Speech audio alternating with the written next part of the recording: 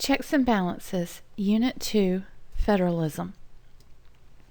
By the end of this video, you will be able to define the term checks and balances, give examples of how each branch checks the other branches, and explain why the concept of checks and balances is important. Checks and balances is the system by which each branch of the federal government has certain checks or limits on the other two branches. It ensures a balance of power among the three branches. Before we begin, let's review what the responsibility of each branch of the government is. The legislative branch, or the Congress, is responsible for making laws. The executive branch, or the President, is responsible for carrying out the laws. And the judicial branch, led by the Supreme Court and supported by the federal court system, interprets the laws.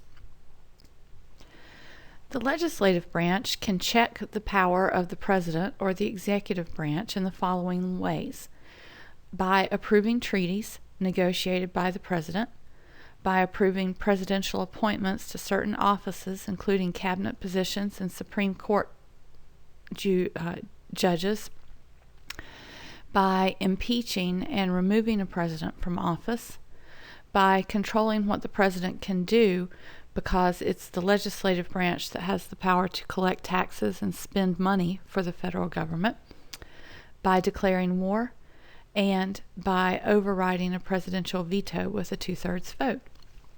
The legislative branch also has these controls over the judicial branch.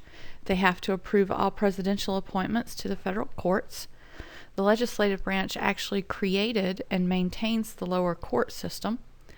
They can remove judges by impeachment, and the legislative branch can begin the process to amend the Constitution and overturn a judicial decision if they strongly disagree with the way that the judges interpreted the laws.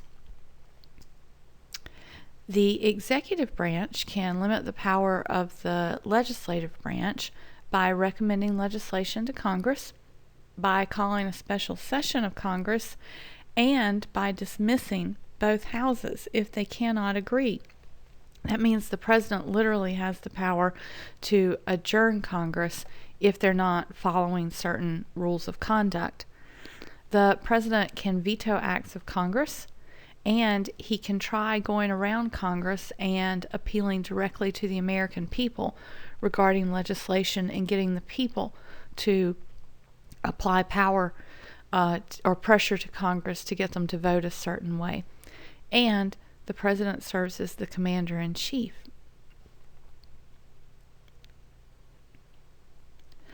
The president checks the power of the judicial branch by appointing Supreme Court and federal court judges, and he has the power to pardon people convicted of specific crimes. Remember, he also has the power to grant reprieves and commutations for people with extenuating circumstances in the way that they were convicted. The judicial branch checks the power of the legislative branch by deciding if certain laws are constitutional or not, and the judges serve for life, not for a specific term. So while the legislative branch has to stand for re-election every 2 and 6 years, the judicial branch, once appointed and confirmed, is there for as long as they choose to be. Likewise, the judicial branch checks the power of the president or the executive branch by deciding if certain executive actions and treaties are constitutional. And while it's the president that gets to appoint the judges, again, they serve for life. So once the president appoints a justice, he or she is on the court until he dies or resigns or is impeached. So presidents inherit Supreme Courts that were appointed by the people who previously served as president, and this gives the judicial branch more consistency and continuity in a lot of cases than the other branches of government. Here is another way of visualizing or looking at checks and balances represented graphically. In the blue boxes, it shows you the primary responsibilities that each branch of the government has. And then the arrows indicate ways that each branch has some controls and some influence over another branch. So you may want to take a look at this diagram to clarify your understanding of what's going on under the system of checks and balances. Well, why does this all matter? When the Constitution was first being written and debated, here's what one of the early writers had to say about the importance of checks and balances.